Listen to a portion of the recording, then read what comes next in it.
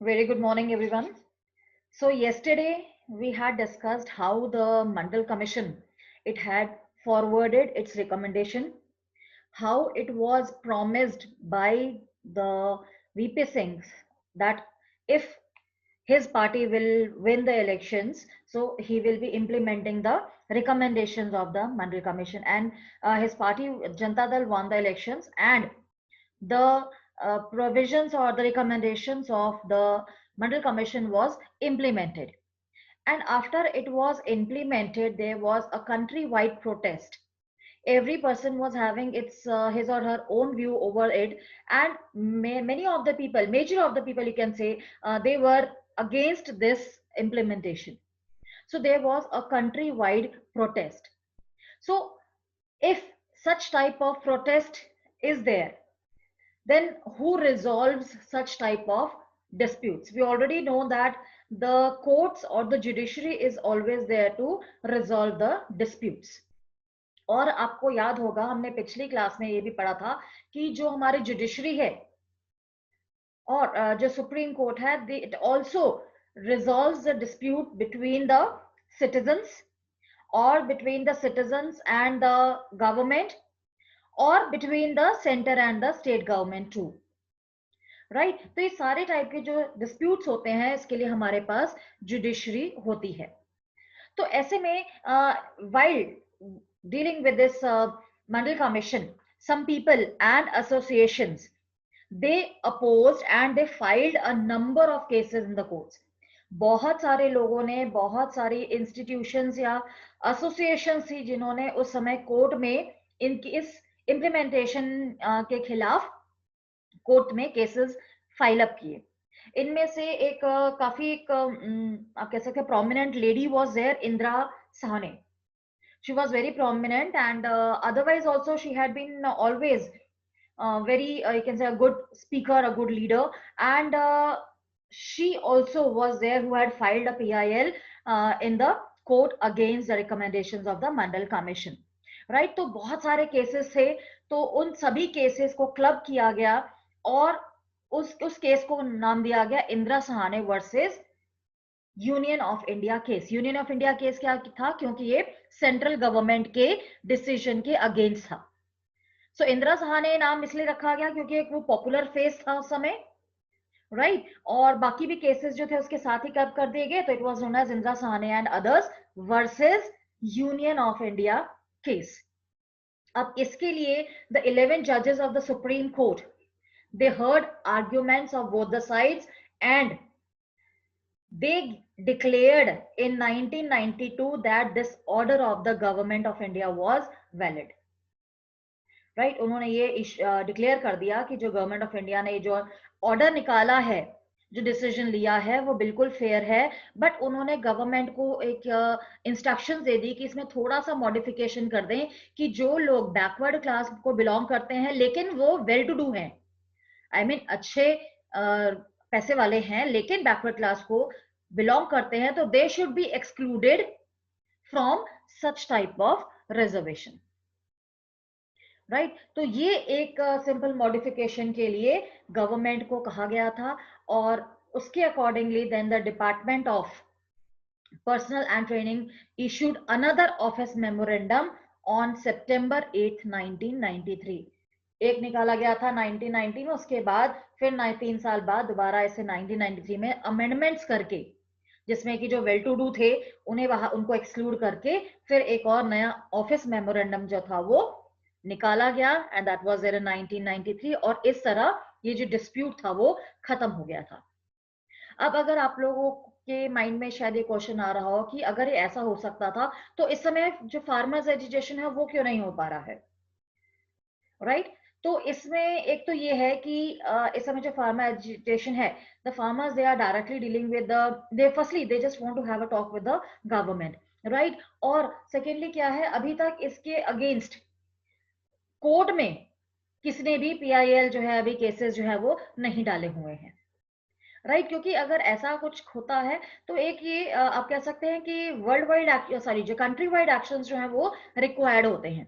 अभी इस प्रोटेस्ट में only the farmers of very few limited states are agitating there, right?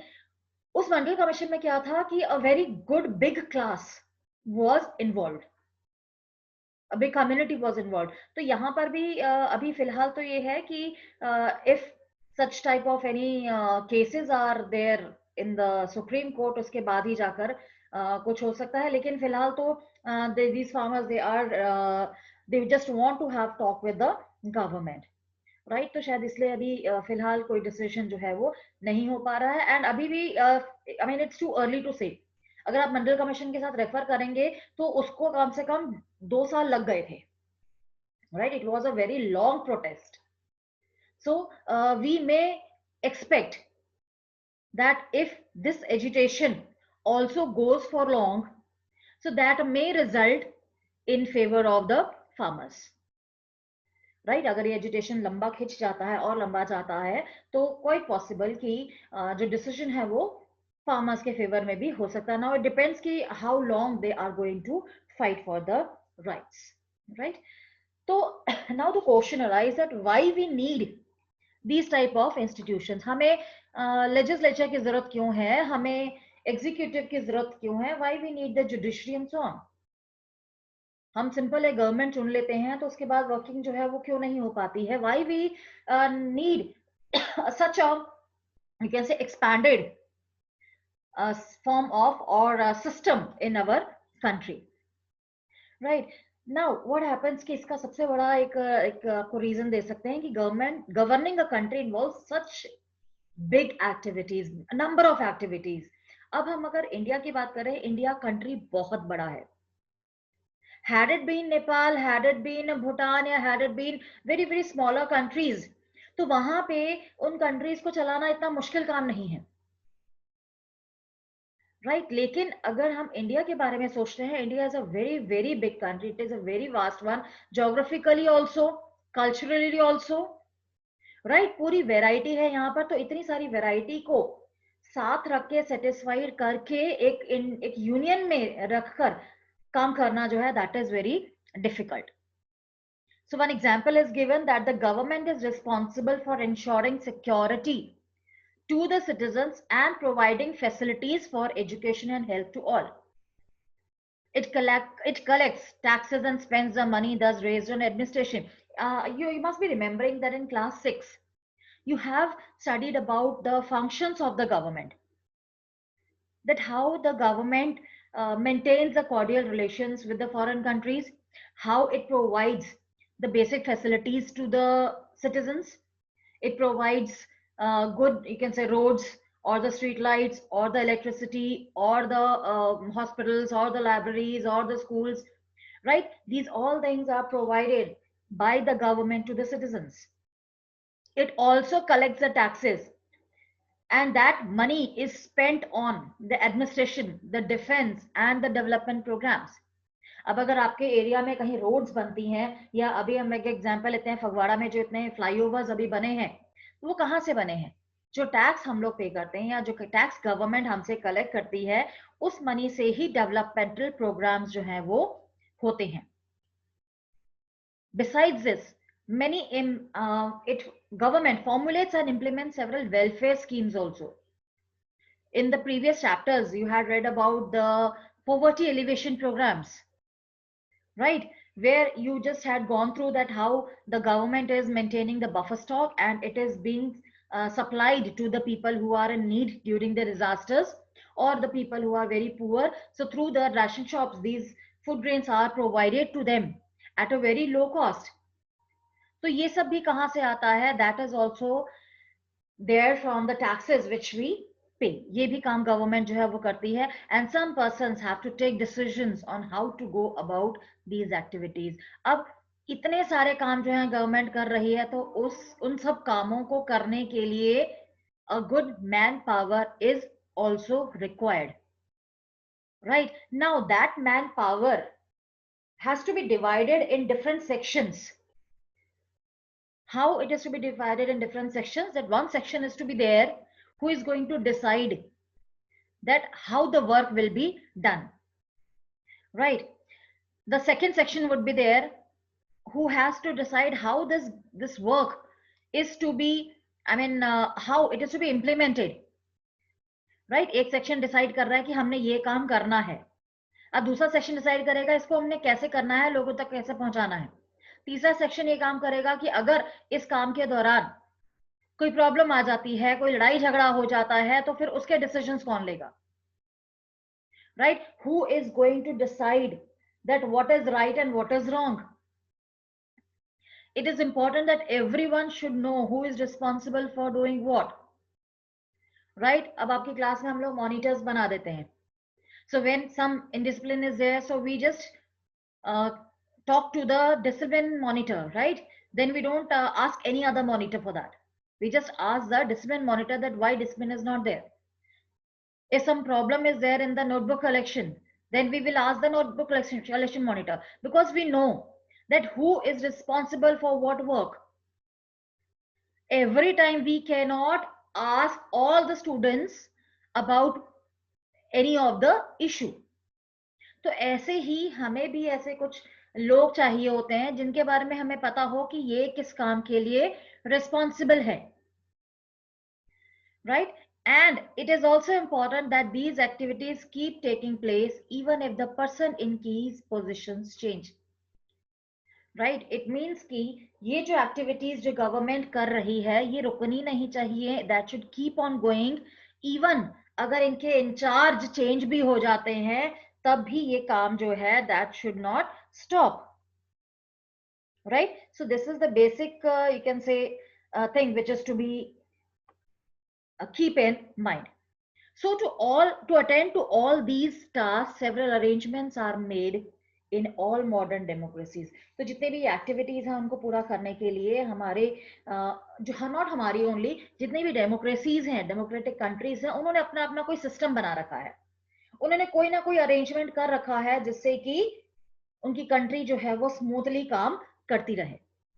So these arrangements are called institutions. इन्हें ही हम institutions कहते हैं. और एक डेमोक्रेटिक कंट्री जो है वो हम परफेक्टली डेमोक्रेटिक तभी कह सकते हैं when these institutions perform functions assigned to them, right? And as mentioned, the constitution of any country lays down basic rules on the powers and functions of each institution. अब institutions तो बना दिए, but it doesn't mean that these institutions will be working as their own wish.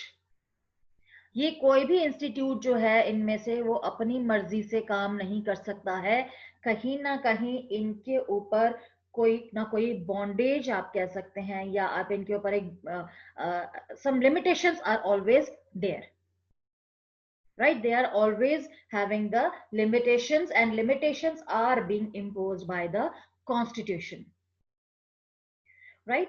So ये कौन से institutions हैं वो हम लोग अब थोड़ा सा डिस्कस कर लेते हैं, right? In the example above we saw several such institutions at work. Anyhow, the prime minister and the cabinet are institutions that take all important policy decisions. अब जो प्राइम मिनिस्टर है और जो कैबिनेट है, cabinet I mean जो ministers हैं उनके, right? So these people they take all the important policy decisions. वो policy decisions बना ले लेते हैं, वो laws बना लेते हैं, right? तो ये जो है ये जो portion है, this is known as the legislature. ये जो institution है उसे legislature के नाम से जाना जाता है.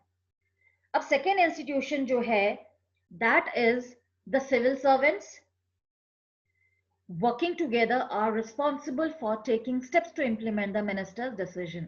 अब हमने पिछले केस में क्या पढ़ा था कि कैसे वो मंडल कमीशन के जो रिकमेंडेशन थे वो पार्लियामेंट में पास हो गए, right? Now that decision was sent informed to the concerned department, जहां पर जो हाईएस्ट अथॉरिटी थी उस डिपार्टमेंट की, joint secretary, he was a civil servant. Civil servant होते हैं इन जो इंडियन एडमिनिस्ट्रेटिव सर्विसेज लिए करते हैं, जिन्हें हम आईएएस ऑफिसर्स भी कहते हैं, राइट? अब इनका काम होता है आगे फर्दर उन डिसीजंस को इम्प्लीमेंट करना, कि जो डिसीजन मिनिस्टर्स ने ले लिए हैं उसे इम्प्लीमेंट किया जाए. Supreme Court is an institution where disputes between citizens and the government, these are finally settled. और थर्ड पार्ट है हमारा सुप्रीम कोर्ट का, और it's not only supreme court, इसे हम जुडिशरी भी कह सकते हैं ना. सो जुडिशरी जो है ये एक ऐसा इंस्टीट्यूशन है जहां पर the disputes between citizens and the government are finally settled. So it's not only the disputes between citizens and the government, it's the disputes between citizens and the citizens, citizens and the government, or the state government and the union government. Right? तो ये जो तीनों चीजें हैं, सबसे पहली है हमारी legislature, second one is the executive, third one is the judiciary. Right? और इस डिवीजन को हम लोग हॉरिजेंटल डिवीजन भी कहते हैं. Right? We also call this division of the government a horizontal division also. Horizontal इसलिए है क्योंकि ये तीनों इंडिपेंडेंट हैं. Right? Legislature can interfere in the working of the executive, but the judiciary, it is totally independent. Right? तो ये horizontally जो है ये इस ढंग से, इसलिए इनको हॉरिजेंटल कहा जाता है, because these are separate one and these are totally independent. इन्हें हम ऑर्गन्स ऑफ द गवर्नमेंट भी कहते हैं. Right? We also call it the organs of government. एक गवर्नमेंट के जो डिविजन्स होते हैं उसमें एक और चीज आती है, that we call the levels of government. That is also known as the vertical division of the government. Right? And you must be remembering that this you have already read in class 6. Right? Vertical division of the government or the levels of the government, जिसमें हम करते हैं union government, state government and the local government. Right? आपको शायद थोड़ा सा याद आया होगा, central government which is the highest position holder you can say, then the state government and then the local government. और ये डिवीजन जो है वो इसलिए किए गए हैं so as for the smooth functioning of the government और ऑफ द कंट्री. राइट? अब ये जितने भी इंस्टीट्यूशंस हैं, सो ये काम करना जो है इनमें इजी नहीं होता है. Reason is every institution involve rules and regulations. अब अगर हम आपके स्कूल की बात कर लेते हैं, राइट? तो स्कूल में ही आप देख सकते हैं कि आपके जो इंस्टीट्यूशन है, आपका जो स्कूल है, उसमें कितने सारे रूल्स हैं, कितने रेगुलेशंस हैं जो आप फॉलो करते हैं. आपके स्कूल आने का टाइम फिक्स है, आपके हर पीरियड का टाइम फिक्स है, आपके रिसेस का टाइम फिक्स है. Right? Number of periods which you are going to get is fixed. Right? So everything is moving around the rules. Right? तो ऐसे में कई बार लगता है कि ये ऐसे रूल्स नहीं होने चाहिए. Why these things should be there? And you people also feel कि if what if the timings are not fixed, and why can't we, you can say, have a you can say a type of school or the institution where the rules are not there. Right? अब ये जो rules होते हैं, they also bind the hands of the leaders. In rules के कारण ही जो leaders भी होते हैं वो भी फ्रीली काम नहीं कर पाते हैं. क्यों? क्योंकि उन्हें भी इन रूल्स को फॉलो करना पड़ता है. They have to follow the rules and the regulations of the institutions. These institutions, they involve meetings, committees, routines, and so on. And that's the reason that this leads to delays and complications also. Right? कई बार होता है कि आपको date sheet थोड़ी सी delay हो जाती है exams के टाइम पे, या कुछ ऐसा हो जाता है. रीजंस क्या होता है कि कितने कुछ चीजें जो हैं, everything is to be seen. And जो इंस्टीट्यूशंस होते हैं ना, उनका एक पर्पस ये होता है कि उनके जो आगे फर्दर जो लोग हैं, they should be comfortable. Whatever they are going to decide, that should be very much comfortable to the people. Right? तो इसके कारण ही कई बार डिसीजंस जो है वो डिले हो जाते हैं, कॉम्प्लिकेशंस आ जाती हैं। तो इसके कारण ही ये जो इंस्टीट्यूशंस हैं इनके साथ काम करना, that is very very difficult. And as mentioned also, that one might feel that it is much better to have one person taking all the decision without any rules. अब आप अपनी कंट्री के case में भी देख सकते हैं, कई बार आपको लगता होगा कि इतने जो हमारी पार्लियामेंट के सेशंस भी होते हैं, इतने सारे मिनिस्टर्स हैं, वो इतना टाइम तो डिस्कशंस में ही लगा देते हैं, तो why not one person is there and that person is taking decision, right? And why not that person taking decision without any rules or procedures or the meetings, and why he cannot take the decision as per his own, right? कि वो अपने आप ही decisions ले ले, किसी से पूछने की जरूरत ही नहीं है, फटाफट ही डिसीजंस लिए जाएंगे, राइट? बट उस केस में क्या होगा कि वो डिसीजन जो होगा वो एक पर्टिकुलर पर्सन के माइंडसेट के ऊपर होगा, right? That may be good for a larger section, but that may not be in favor of a smaller section of the society. उसका सबसे बड़ा रीजन ही ये है कि हमारी कंट्री जो है वो एक वैरायटी से भरी हुई है। तो कोई भी डिसीजन लिया जाता है तो अगर एक के फेवर में लिया जा रहा है तो दूसरे का उसमें नुकसान ही रहता है। तो इसीलिए जो डिसीजन मेकिंग पावर है वो एक ही पर्सन को नहीं दी हुई है, that has been given to a number of people, और हमारी कंट्री में that number is 545, right? So anyhow, अगर हम लोग एक ही पर्सन को डिसीजन लेने दें तो that is not the just of the democracy. Democracy जो है वो कभी भी एक पर्सन के लिए नहीं होती है। अगर वो एक पर्सन जो है डिसीजन ले रहा है, then that form of the government will be a sort of इधर ऑटोक्रेसी और द डिक्टेटरशिप, राइट?